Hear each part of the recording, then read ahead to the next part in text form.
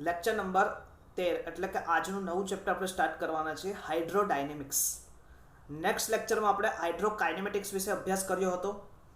હાઇડ્રોકાઇનેમેટિક્સમાં આપણે શું ભણ્યા હતા તો કે types of fluid flow, continuity equations. Continuity equation પછી આપણે ભણ્યા હતા રેનોલ્ડ નંબર વિશે માહિતી લીધી હતી અને ત્યારબાદ આગળના લેક્ચરમાં આપણે એક્ઝામ્પલ કર્યા હતા કન્ટિન્યુટી ઇક્વેશનના અને સોલ્વ એક્ઝામ્પલ ઓફ રેનોલ્ડ નંબરના કર્યા હતા.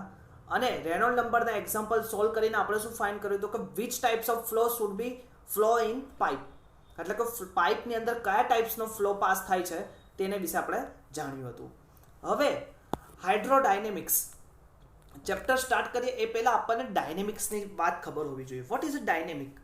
તો dynamic is defined as that branch of science which deal with motion of particle with considering the force causing the motion, with considering the force causing the motion.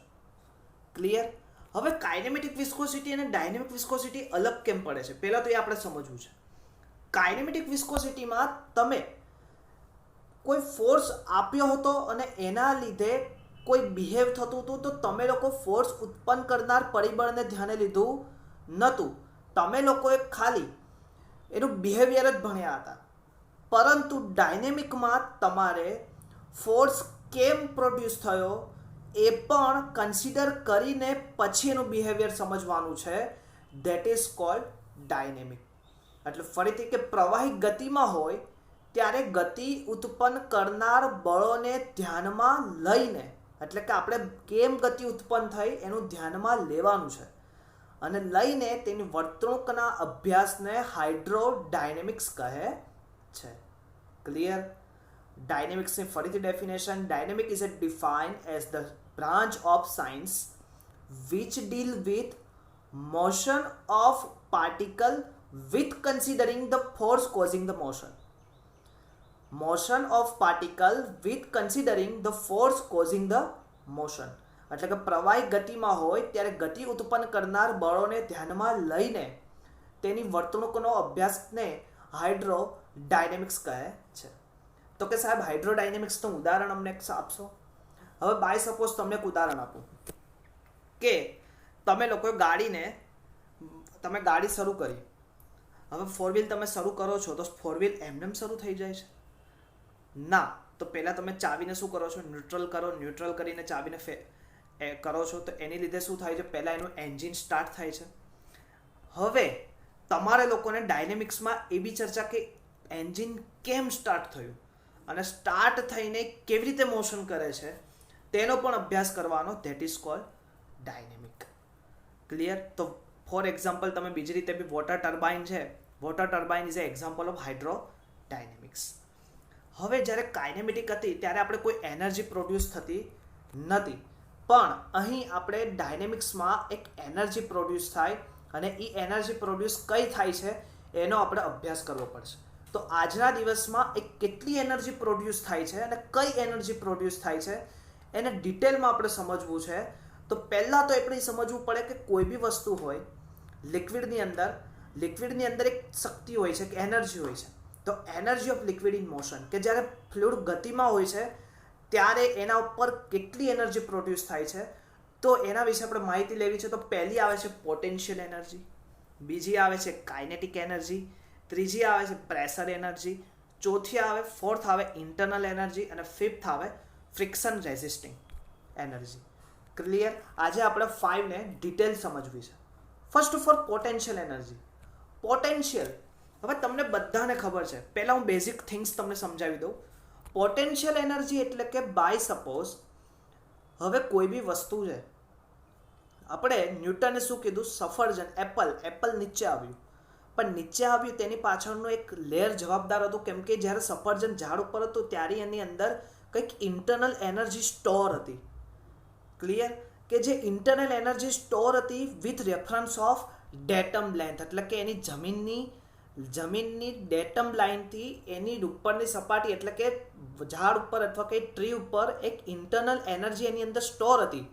આ internal energy with reference of કોના રેફરન્સથી? Datum હાઇટના રેફરન્સથી એક energy store હતી, તો કે આ datum હાઇટને કઈ energy કહેવાય? જે ડેટમ હાઇટથી એનર્જી સ્ટોર હતી, that is called potential energy. Clear? Second is kinetic energy. Kinetic energy એટલે કે બાય સપોઝ તમે કોઈ બ્રિજ ઉપર ચડો છો. હવે બ્રિજ ઉપર ચડો છો ત્યારે તમારે બ્રિજ ચડતી વખતે તમારે શું થાય? એન્જિન ફૂલ સ્પીડ ઉપર ચાલુ રાખવું પણ સ્પીડમાં, તો બી તમને આ સામે રેઝિસ્ટન્સ પેદા થાય. પણ જેવા તમે એના ટોપ ઉપર પહોંચો એટલે કે રેસ્ટ પોઝિશન આવે, અને ત્યાર પછી તમે જેમ જેમ તમે બ્રિજથી નીચે ઉતરતા જાઓ ત્યારે શું થાય?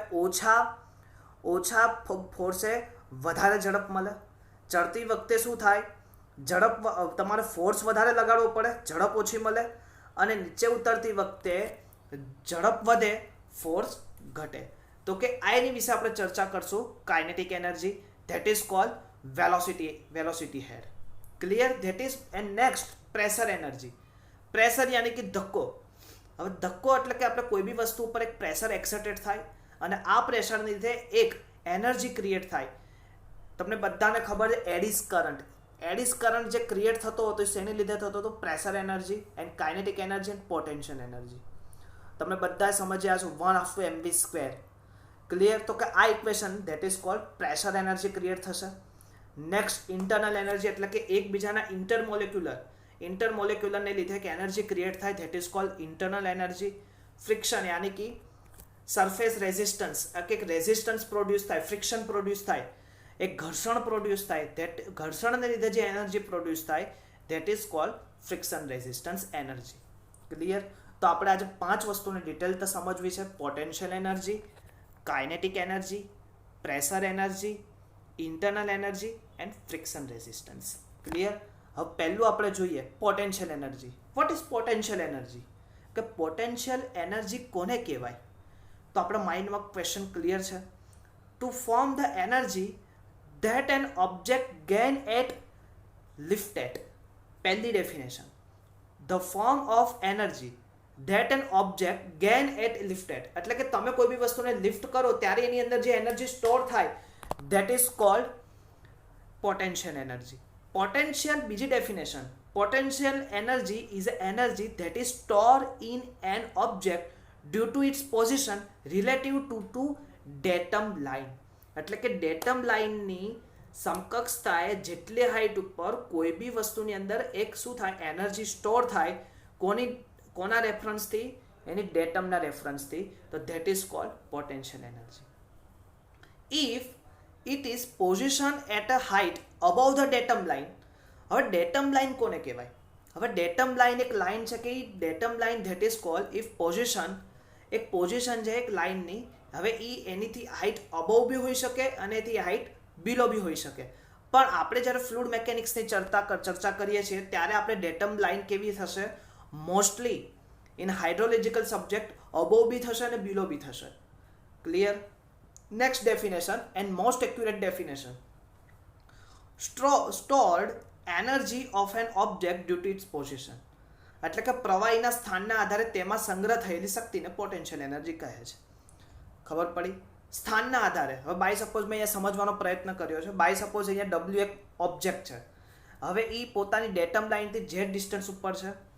હવે આ ડેટમ લાઇનથી ઝેડ ડિસ્ટન્સ ઉપર હોય તો એની અંદર સ્ટોર થયેલી એનર્જી કેટલી થશે? તો કે W into perpendicular distance Z. તો કે ડબલ્યુ ઇન્ટુ ઝેડ એનર્જી થાય. બાય સપોઝ વેટ 0 હશે તો વેટ 1 હશે યુનિટ, તો તમારું જે ટોટલ એનર્જી સ્ટોર કેટલી હશે? ઝેડ. બાય સપોઝ એનું પોતાનું સેલ્ફ વેટ હશે ડબલ્યુ, તો ટોટલ કેટલી થશે? W into Z.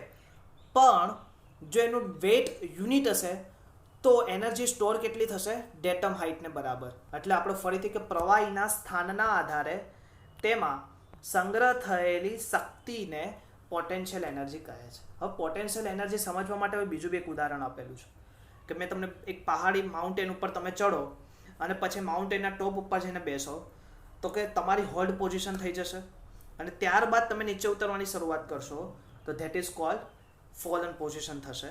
પણ જે હોલ્ડ પોઝિશન એટલે is a datum line, datum લાઇનથી જે એનર્જી સ્ટોર થઈ that is called hold position. Clear? હવે નેક્સ્ટ, હવે અહીંયા મેં તમને દેખાડ્યું છે at a C store energy of an object due to its position E is equal to W into Z. W is equal to self weight. હવે self weight આ ઓબ્જેક્ટનો છે અને Z યાની કે ડિસ્ટન્સ ઓફ હાઇટ, કે જે તમારું object છે એની ડેટમથી ડિસ્ટન્સ. તો ટોટલ સ્ટોર એનર્જી કેટલી થશે? W into Z. કોની લીધે? With reference of datum line is called potential energy. આવડશે? પોટેન્શિયલ એનર્જી છે energy store with an reference of datum height. Datum હાઇટને લીધે, ડેટમ લાઇનને લીધે જે એનર્જી સ્ટોર થાય કોની અંદર? ઓબ્જેક્ટને લીધે એટ ડિફરન્ટ હાઇટ ઉપર, that is called potential energy. Yes, clear? Very important terms, very important and useful terms, clear, in hydrological dynamics subject. Clear? तो के potential energy. Next, kinetic energy. Kinetic energy of an object is store energy that it possesses due to motion. એટલે કે પ્રવાહી ગતિને કારણે તેમાં સંગ્રહ થયેલી શક્તિને અથવા તો એનર્જીને કાઇનેટિક એનર્જી કહેવાય. હવે બાય સપોઝ તમે, મેં હમણાં જ કીધું હતું, બ્રિજ ઉપર કોઈ વાહન ચડે તો એની અંદર એનર્જી સ્ટોર થઈ. હવે એનર્જી શું થાય છે? એનર્જી વધારે વપરાય છે, એની સામે શું થાય છે? ફોર્સ ઓછો જનરેટ થાય અને એની ગતિમાં શું થાય? ઓછી થાય. Same is it is potential energy top point ઉપર, એટલે કે સ્ટેટિક્સ. એન્ડ ધેન લાસ્ટ, એટલે કે ગાડી શું થાય? પોતાના ઢાળ ઉપરથી નીચે ઉતરે, એટલે કે શું થાય? જે ઝડપ, જે ફોર્સ તમે ચડતા લગાડ્યો તો એ ઉતરતા તમારે શું થશે? રિલીઝ થઈ જશે. તો that is cold kinetic energy. Kinetic energy, that is called v square upon 2g. Clear? That is also known as velocity head. Clear? હવે જે ડેટમ કાઇનેટિક એનર્જી વાળું હતું, kinetic energy is also called velocity head, અને potential energy is also known as datum head. Velocity head and datum head. Clear? Next is pressure energy. What is pressure energy? Pressure energy is energy in or of fluid due to the applied pressure. એટલે કોઈ બી વસ્તુ ઉપર, મેં હમણાં જ કીધું, pressure applied કરશો તો તેની લીધે શું થશે? કે એનર્જી રિલીઝ થશે. That energy is called pressure energy. Force પર એરિયા, પ્રવાહી પર લાગતા દબાણને કારણે તેમાં સંગ્રહ થયેલી એનર્જીને પ્રેશર એનર્જી કહે છે. Pressure energy is equal to pressure per density, pressure upon density. Density here weight density. Clear? That is pressure density. હવે અહીંયા જો તમે, એક મેં આડછેદ લીધેલો છે. હવે પ્રવાહીના આડછેદમાં જ્યારે પ્રવાહીની હવે ડાયામીટર વધારે હશે ત્યારે પ્રેશર કેવું હશે? કમ્પેરેટિવલી ઓછું. પણ જેમ જેમ તમે નીચેનું ડાયામીટર ઓછું થશે એમ વેલોસિટી શું થશે? વધશે. વેલોસિટી વધશે તો પ્રેશર શું થશે? વધશે. ઓલરેડી વધશે. તો P1 V1 is equal two P2 V2. તો પ્રેશર બી શું થશે? પ્રેશર વધશે તો વેલોસિટી વધશે. અને પ્રેશર અને વેલોસિટી એકબીજાને શું છે? ડાયરેક્ટલી પ્રપોઝનલમાં છે. ક્લિયર? તો P1 V1, P proportional to V with constant temperature Boyle's law. તો કે એની ઉપરથી આપણને જાણવા મળે. ક્લિયર? નેક્સ્ટ, તો આપણને પ્રેશર એનર્જી મળી ગયું. હવે ટોટલ એનર્જી ઓફ ફ્લુઇડ, કે ટોટલ એનર્જી આપણી કઈ હતી? તો પહેલાં આપણે કઈ ભણ્યા? પોટેન્શિયલ એનર્જી, બીજી કાઇનેટિક એનર્જી અને ત્રીજી પ્રેશર એનર્જી. પોટેન્શિયલ એનર્જી યાની કે store energy with reference line, datum line ઉપરથી. Kinetic energy, that is called energy store with in body, v square upon 2g. And pressure energy, applied pressure and the energy store અને energy create થાય, that is called pressure energy P upon W. W यानी कि weight density यानी कि gamma. तो total energy E is equal to Z plus V square upon 2G plus P upon W. Here Z is equal to datum head, V square upon 2G is equal to velocity head અને P upon gamma यानी कि P upon W that is called pressure head. तो તમને ઘણી વખત પૂછે total head is equal to datum head plus velocity head plus pressure head. Clear? તો આ વસ્તુ થઈ એનર્જી. હજી આપણે થોડાક બે પ્રશ્ન. Internal energy. What is a internal energy? The energy in a system arising from the relative positions and intersection of its parts. એટલે કે સંબંધિત ભાગો અને ક્રિયા પ્રતિક્રિયાથી સિસ્ટમમાં ઉત્પન્ન થતી જે ઉર્જા, એટલે કે એનર્જીને શું કહેવાય? ઇન્ટરનલ એનર્જી કહે છે. ક્લિયર? કે સિસ્ટમની અંદરથી, સિસ્ટમની સંબંધિત ભાગો અને ક્રિયા પ્રતિક્રિયાથી સિસ્ટમમાં જે ઉત્પન્ન થતી ઉર્જાને લીધે ઇન્ટરનલ એનર્જી પ્રોડ્યુસ થાય છે. Friction resistance. What is friction? યાની કે ઘર્ષણ. When the surface in contact more relative to each other. હવે કોઈ બી સરફેસ હોય એની ઉપર મૂવ થાય સરફેસ, તો મૂવ સરફેસને લીધે શું થાય, એની ઉપર એક ઘર્ષણને શું કહેવાય, ફ્રિક્શન એનર્જી પ્રોડ્યુસ થશે, અને આવા ફ્રિક્શન એનર્જી પ્રોડ્યુસ થવાથી એક એનર્જી રિલીઝ થશે, that is called friction energy resistance. Clear? હવે ફ્રિક્શન એનર્જી રેઝિસ્ટન્સ મોસ્ટલી બે રીતે, kinetic energy plus thermal energy વખતે સૌથી વધારે ઉપયોગ થશે. તો આ સાથે આજે આપણે ટોટલ એનર્જી કેટલી પ્રોડ્યુસ થાય છે તેના વિશે અભ્યાસ કર્યો. તો પહેલી પોટેન્શિયલ એનર્જી, બીજું કાઇનેટિક એનર્જી, ત્રીજી વસ્તુ આપણે ભણ્યા potential energy, kinetic energy and pressure energy, and હવે આગળ કઈ internal energy and friction resistance energy વિશે આપણે અભ્યાસ કર્યો. હજી પણ આવી ઘણી બધી એનર્જી વિશે આપણે અભ્યાસ કરીને ડિટેલમાં ચર્ચા કરવી છે. નેક્સ્ટ લેક્ચરમાં આપણે આ પ્રેશર હેડ, વેલોસિટી હેડ અને ડેટમ હેડ ઉપરથી હું એક પ્રોફેશનલ ઇક્વેશન ડિરાઈવ કરીશ. That equation is called Bernoulli's equation, કે બર્નોલી નામના વૈજ્ઞાનિકે એનું ઇક્વેશન ડિરાઈવ કરેલું હતું pressure head, velocity head and datum head ઉપરથી.